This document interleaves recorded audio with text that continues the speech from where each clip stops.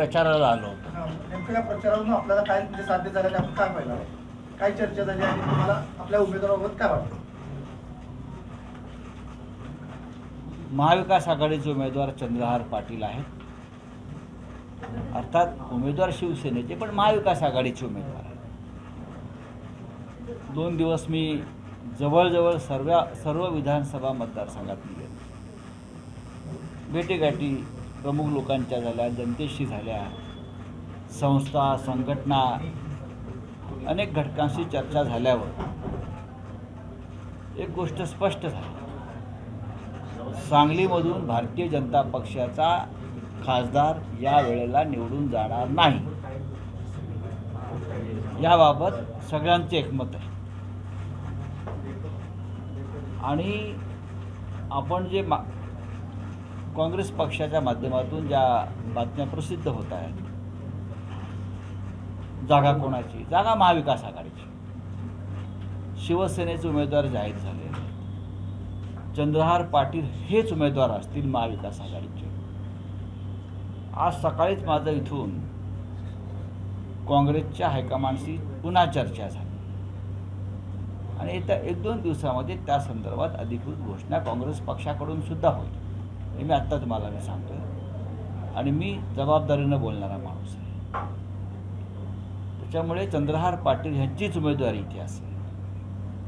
काँग्रेस, राष्ट्रवादी काँग्रेस पक्ष, शिवसेना हे तिघे हातात हात घालून इकडे काम करतात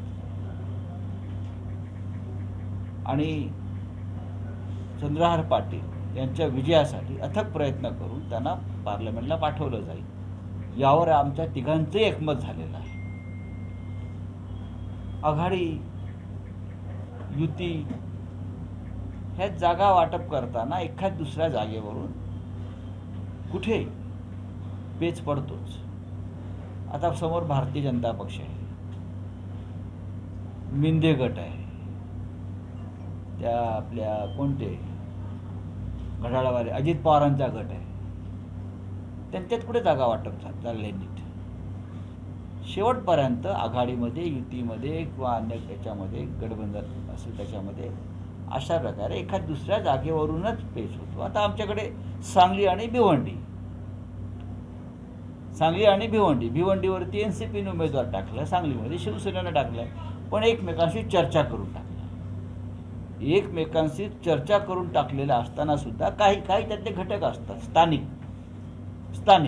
आता भिवंडीतले पण स्थानिक असतील, त्यांना वाटतं की काँग्रेस लढायला पाहिजे. इथे काँग्रेसच्या लोकांना वाटतं काँग्रेस लढायला पाहिजे. मी त्यांच्या भावनांचा आदर करतो.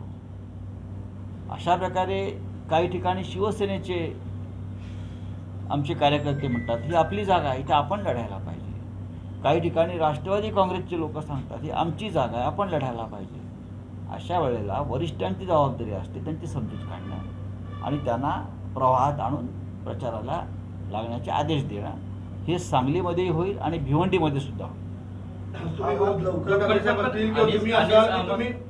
आणि सहमत आता सकाळीच बोललेत की भिवंडी, सांगली आणि भिवंडी फ्रेंडली फाईट होईल. कोण आहे तुम्ही ओळखता?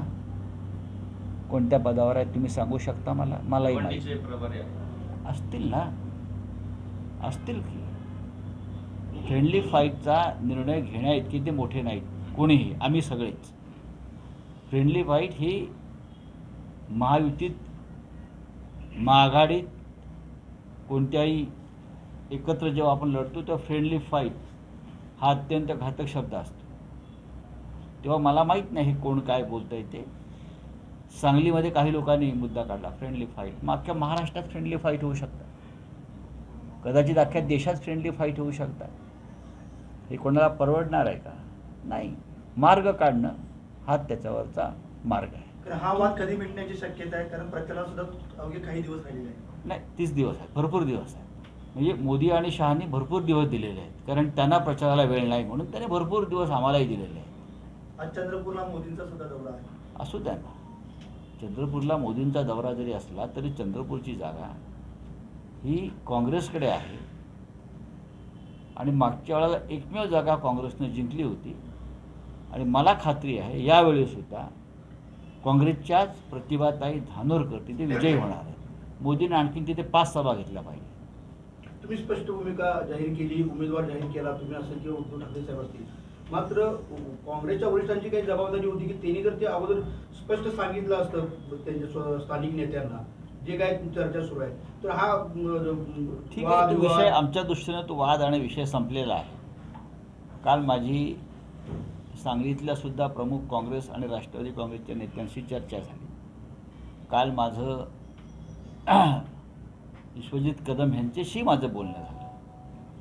आपण कार्यकर्त्यांच्या भावनांचा आदर केला पाहिजे या मताचा मी आहे, जसं आम्ही शिवसैनिकांच्या भावनांचा आदर करतो. आता काही जागांवरती आमच्या मुंबईतल्या किंवा अन्य भागातल्या काँग्रेसला असं वाटतं की तिथे आम्हाला ती जागा मिळावी, मुंबईतली किंवा बाहेरची. आमचे कार्यकर्ते ऐकायला तयार नाहीत.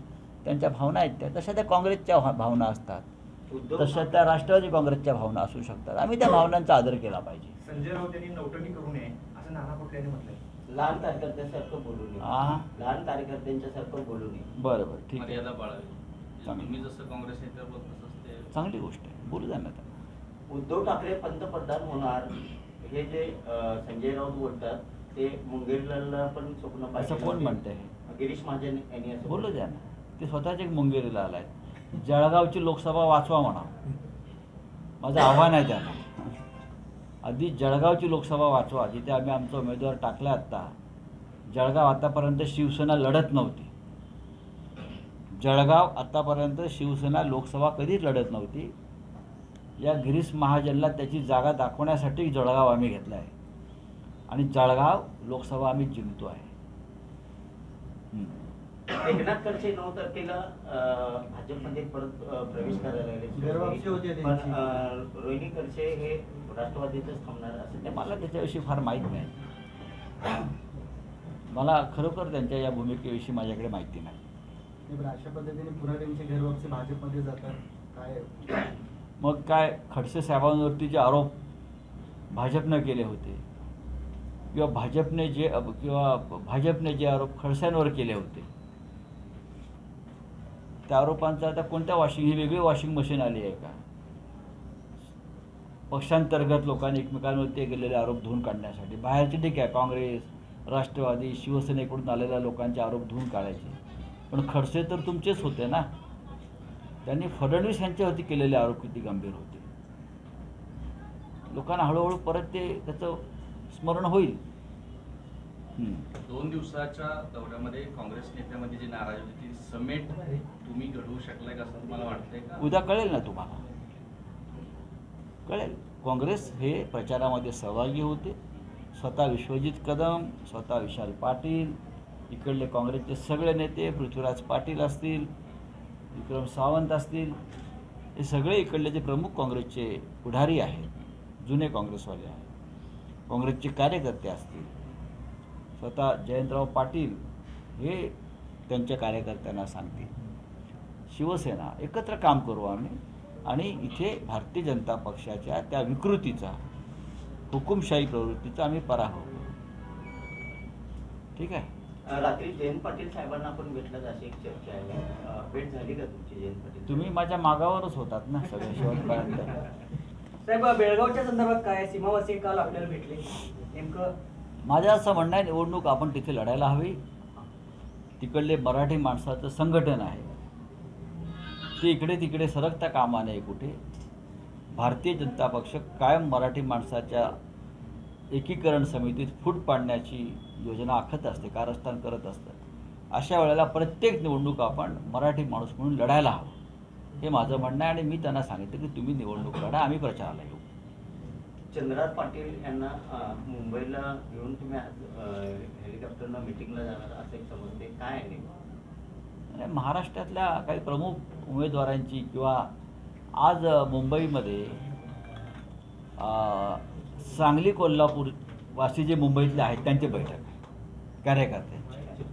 त्यांना भविष्यामध्ये कोल्हापूर, सांगली, हातकलंगणे इथून प्रचाराला उतरायचं आहे आणि त्या दृष्टीनं आजची आमचा मेळावा आहे.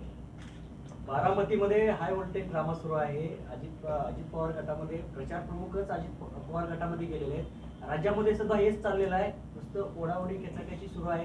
कसं वाटतं याकडे कसं बघताय साहेब आपण? कारण आता हे बोलणं गरजेचं आहे, कारण आता काल बबनराव गोरपांचा विषय होता.